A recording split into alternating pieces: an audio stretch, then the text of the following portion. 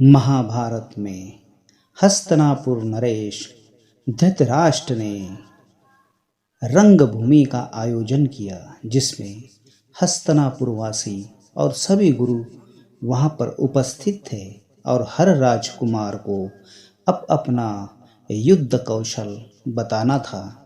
यह सब देखने के लिए हस्तिनापुर की जनता बहुत ही व्याकुल थी।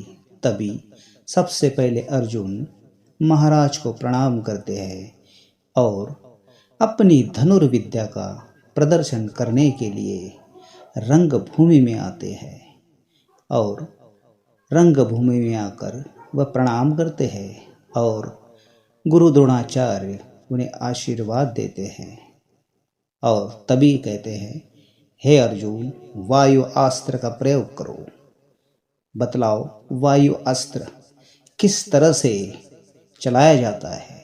अर्जुन वायु अस्त्र का संधान कर वह बाण सीधा आकाश की ओर छोड़ते हैं और आकाश में जाने के बाद बिजलियां कड़कने लगती हैं और चारों दिशाओं में वायु इस तरह से घूमती है कि चारों ओर धुआं ही होता है। फिर कहते हैं, अग्निअस्त्र का प्रयोग करो अर्जुन।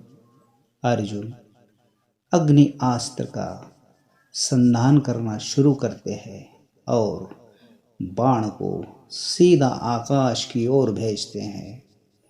जब आकाश की ओर बाण जाने के बाद अग्नि प्रकट होती है और चारों ही ओर अग्नि ही अग्नि दिखाई देने लगती है, जिससे फिर और अर्जुन पर्जन्यास्त्र का संधान कर उस बाण को आकाश की ओर छोड़ते हैं।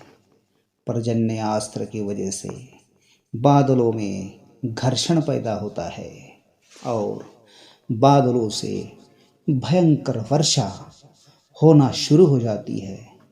इतनी वर्षा होती है कि हस्तिनापुर के जितने भी नागरिक सब भीगने लगते हैं। उसके बाद गुरु द्रोण कहते हैं, अंतर्ध्यास अस्त्र का प्रयोग करो अर्जुन। अंतर्ध्यास अस्त्र से अर्जुन एक जगह से गायब होकर दूसरी जगह पर चले जाते थे, फिर दूसरी जगह से तीसरी जगह पर वह चले आते थे। इसके बाद गुरु द्रोण कहते हैं, पर्वतास्त्र, इस अस्त्र का प्रयोग करो अर्जुन।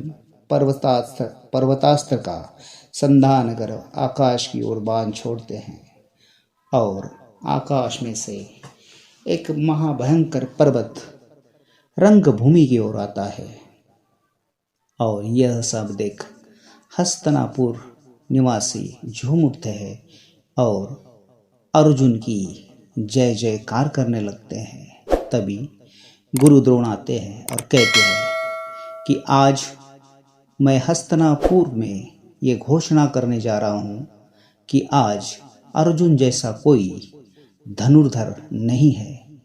मेरा वह प्रिय शिष्य है, परंतु इसका अर्थ ये नहीं है वह सबसे अच्छा और सबसे सर्वश्रेष्ठ धनुर्धर है। इसका सामना और कोई कर नहीं सकता। यह सर्वश्रेष्ठ है। तभी अंगराज कर्ण वहां पर आते है, आचार्य है, आचार्य है, बिल्कुल है। तभी महाराज आवाज सुनकर चौंक जाते हैं। पितामह भीष्म भी देखते हैं कि यह धनुर्धर कौन है। उसके बाद कुलगुरु कृपाचार्य भी उस धनुर्धर को देखते हैं और कुंती भी उस धनुर्धर को देखती है कि और द्रोणाचार्य भी उस धनुर्धर को देख चकित होते हैं और अंगराज कर्ण कहते है, बिल्कुल है। किसी की युद्ध की परीक्षा लिए बिना किसी को भी सर्वश्रेष्ठ धनुर्धर कहना यह आपको शोभा नहीं देता है आचार्य।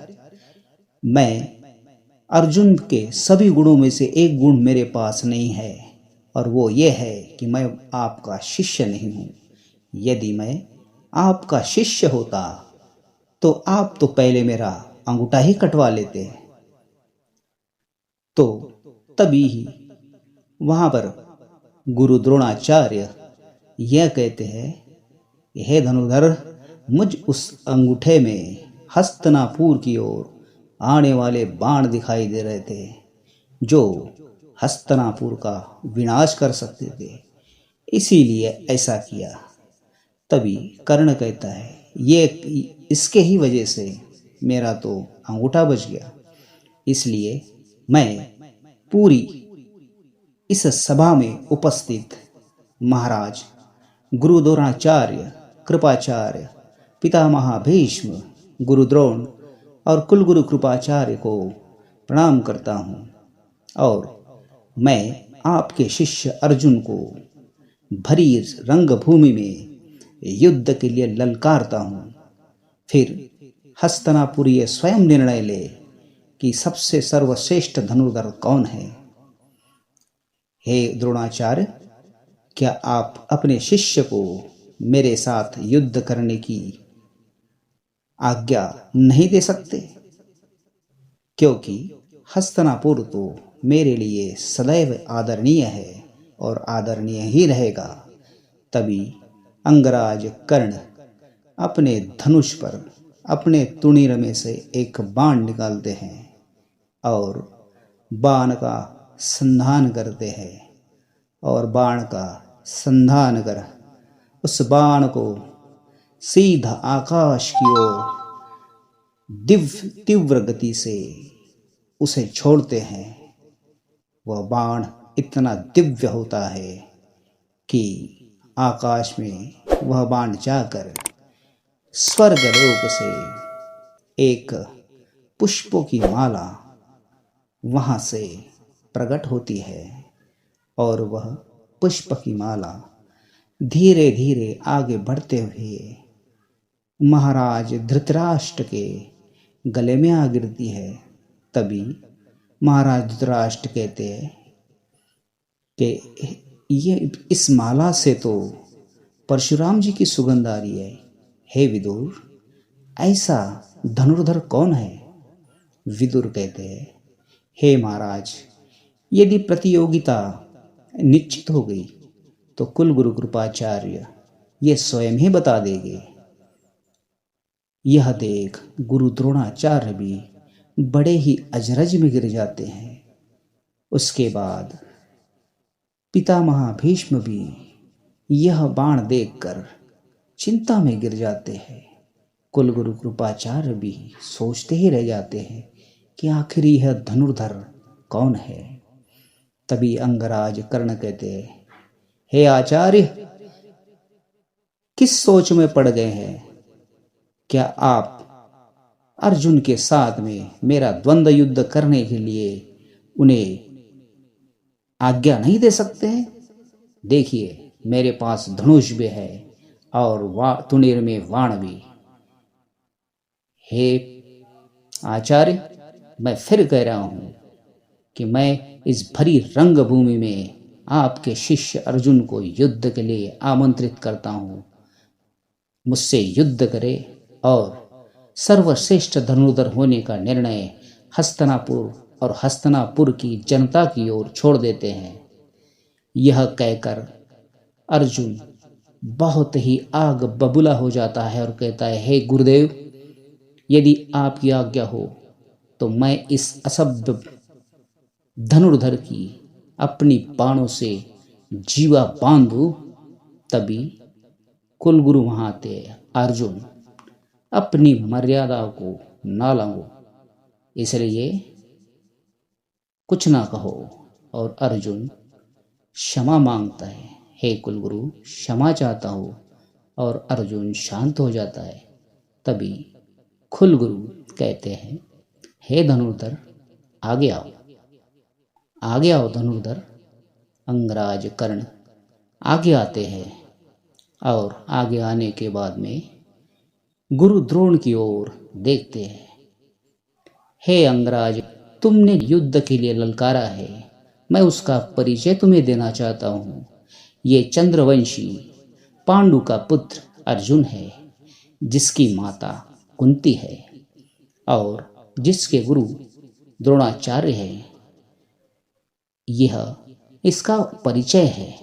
अब तुम अपना परिचय बताओ, क्योंकि इस रंगभूमि के कुछ नियम है।